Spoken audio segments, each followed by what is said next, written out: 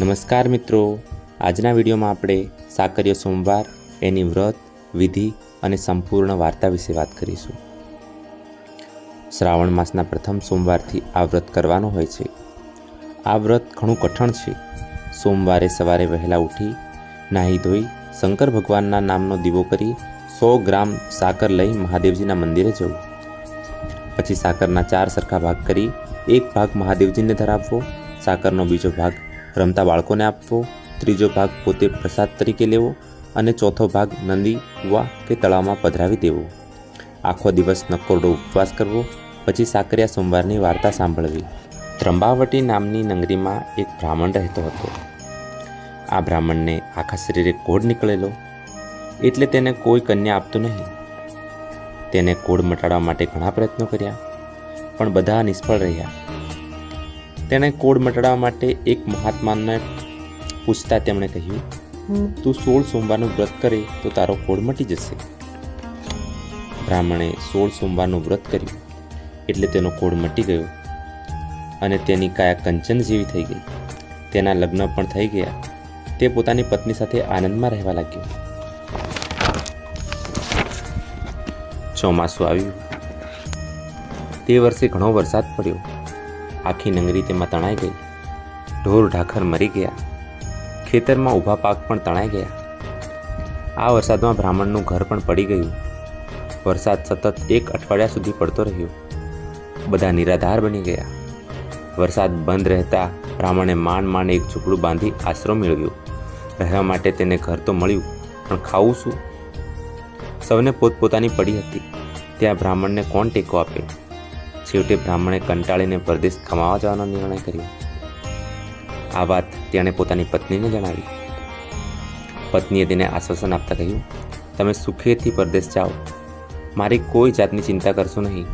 હું મહેનત મજૂરી કરીને મારું ગુજરાન ચલાવી લઈશ. પત્ની તરફથી નિશ્ચિતતાનું આશ્વાસન મળતા બ્રાહ્મણ બીજે દિવસે એકલો પરગામ કમાવા માટે ચાલી નીકળ્યો.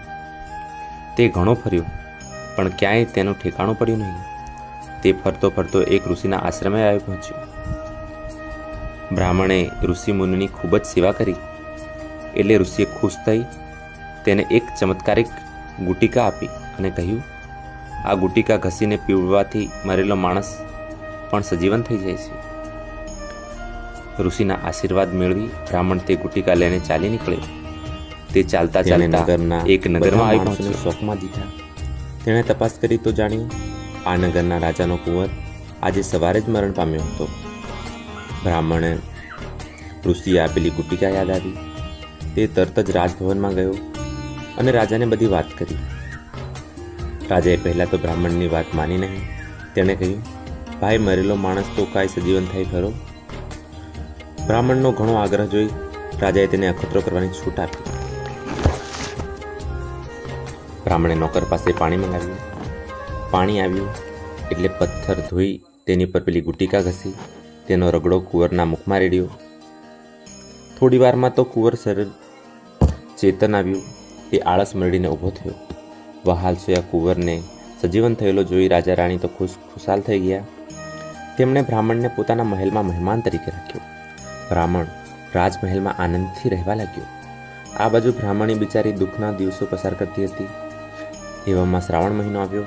શ્રાવણ મહિનાના પહેલા સોમવારે ગામની બધી સ્ત્રીઓ સાકરિયા સોમવારનું વ્રત કરવા લાગી. બ્રાહ્મણીએ પણ સોમવારનું વ્રત લીધું, પરંતુ ઘરમાં કાંઈ ન હોવાથી તે કેવી રીતે ભગવાનને સાકર ચડાવે? એ તો બિચારી ભગવાનનું નામ લેતી ભૂખી બેસી રહી.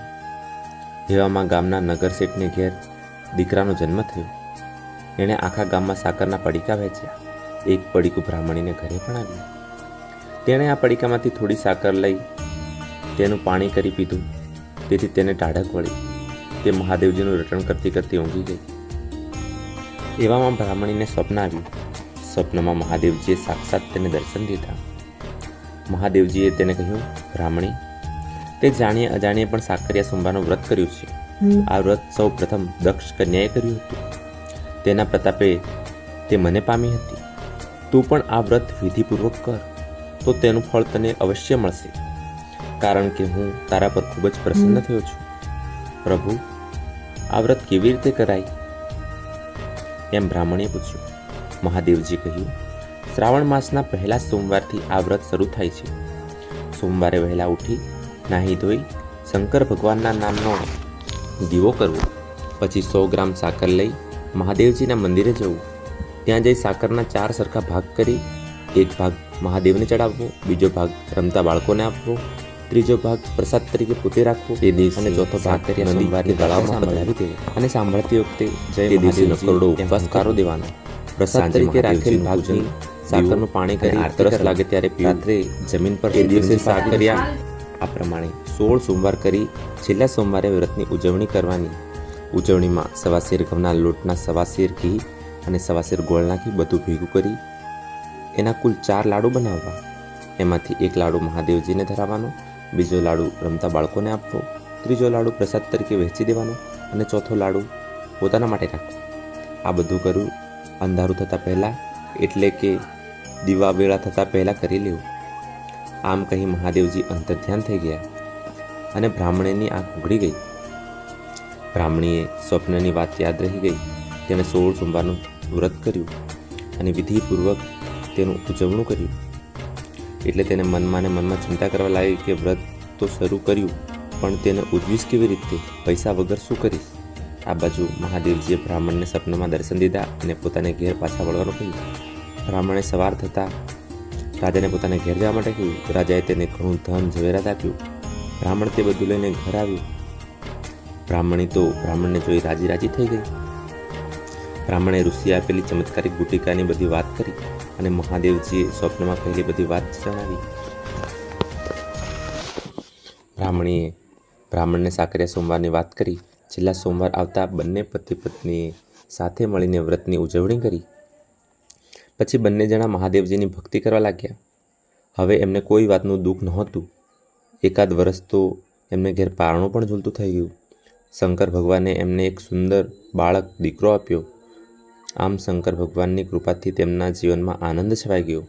હે મહાદેવજી, આ બ્રાહ્મણીને સાકરિયા સોમવારનું વ્રત જેવું ફળ્યું તેવું વ્રત કરનાર સૌને અને કથા સાંભળનાર સૌને ફળજો.